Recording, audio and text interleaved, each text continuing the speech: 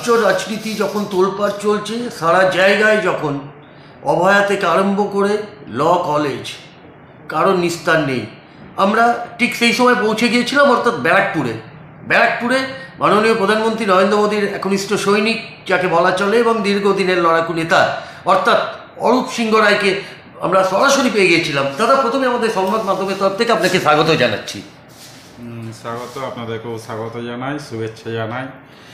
আপনারা যেখানে এসছেন বলুন। যেভাবে রাজ্য রাজনীতি তোলপাড় একের পর এক, প্রথমে দেখা গেল অভয়া, তারপরে দেখা গেল দুদিন আগে আপনার ল কলেজে যেভাবে একজন আইনজীবী শ্লীলতাহানি করা হলো, কি মনে করছেন রাজ্য রাজনীতি কোথায় যাচ্ছে বলে আপনি মনে করছেন আজকে?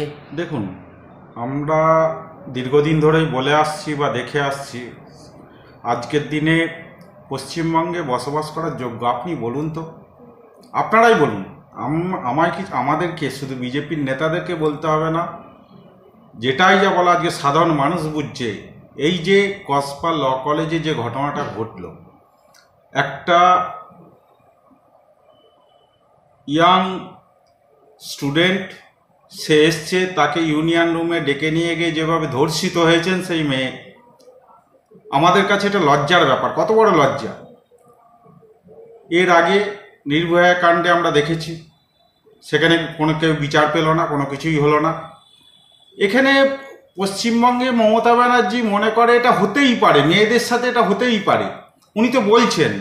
তো এইরকম একটা যেখানে মুখ্যমন্ত্রী আছেন যিনি মেয়ে হয়ে মহিলা হয়ে মহিলাদের ইজ্জত রাখতে জানেন না এবং সেই সব নিয়ে ছিনিমিনি খেলেন, সেই রাজ্যে কি হতে পারে বলুন? এটা আমাদের লজ্জার। আমরা পশ্চিমবঙ্গবাসী হিসেবে আমরা মনে করি এটা আমাদের লজ্জার। আমরা বাঙালি বলতে এখন লজ্জা বোধ করি।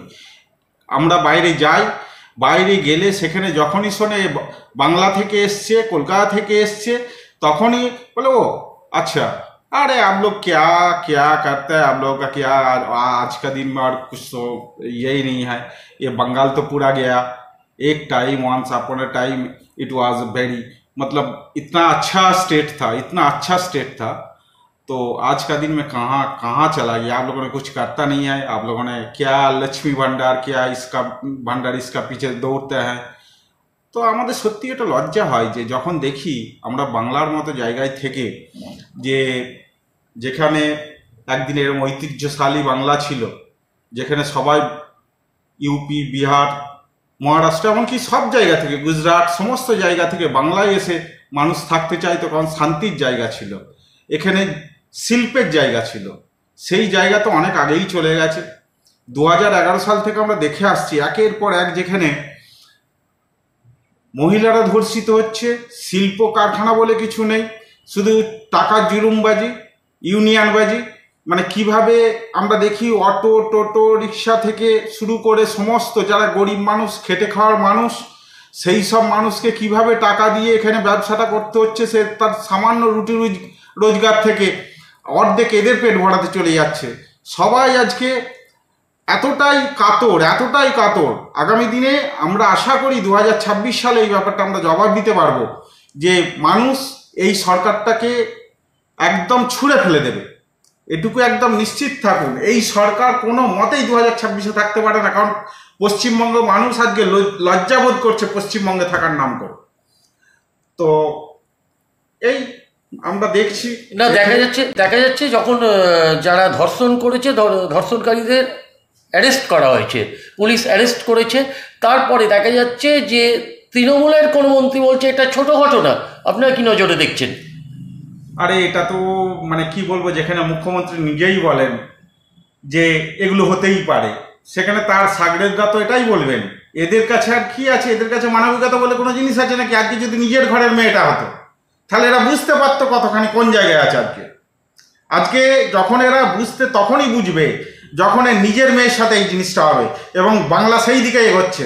বাংলা আজকে যে জায়গায় আছে, বাংলা আজকে যে জায়গায় যেতে যাচ্ছে, আগামী 2-4 বছরের মধ্যে বাংলায় কোনো হিন্দু সমাজ এখানে থাকতে পারবে না, এখানে কোনো হিন্দুরা টিকতে পারবে না। শুধু তাই নয়, তৃণমূলের যে দালাল, তৃণমূলের যে যারাই আজ তৃণমূল পার্টিটা করে, তারাই ধরে নিয়েছে এখানে পয়সা এবং মহিলা এই হচ্ছে এদের কাছে সব থেকে আগের বিষয়, এদের সব থেকে চাওয়া পাওয়ার বিষয় বলতে এই মহিলা এবং পয়সা।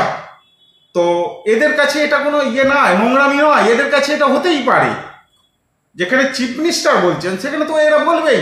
আজকে আমরা দেখতে পাচ্ছি কল্যাণ ব্যানার্জি, আজকে আমরা দেখতে পাচ্ছি মদন মিত্র কি ধরনের কি বলে যাচ্ছে, ওপেন বলে যাচ্ছে সংবাদ মাধ্যমের মধ্যে দিয়ে। তো এটা তো বলবেই এরা, এদের কাছ থেকে এর থেকে বেশি ভালো কিছু পাওয়া সম্ভব নয়। যখনই দেখা যাচ্ছে বিরোধী দল হয় এখনো পর্যন্ত বিচার পেল না, তাহলে কি বিচার পাবে?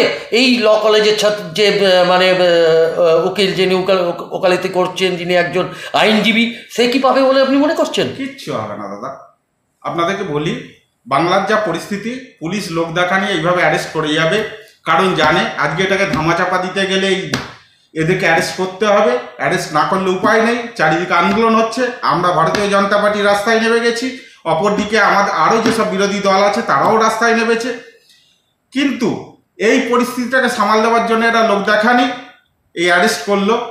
এরপরে বিচার ব্যবস্থা আছে, এরা কাউকে মানে না, এরা সুপ্রিম কোর্টের অর্ডার মানে না, এরা কি ছোটোখাটো নিচের লেভেলের কোর্টে, নিচের কোর্টকে তো মানেই না, লোয়ার কোর্টকে এরা মানেই না।